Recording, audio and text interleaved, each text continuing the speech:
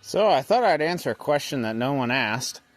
How much gas does the Kohler on my 1963 Polaris SnoTraveler burn in 4 hours of just sitting there idling?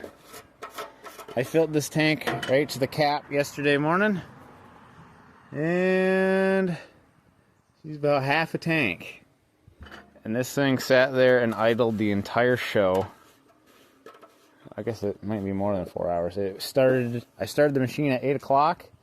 She ran right till 2. And she burned half a tank.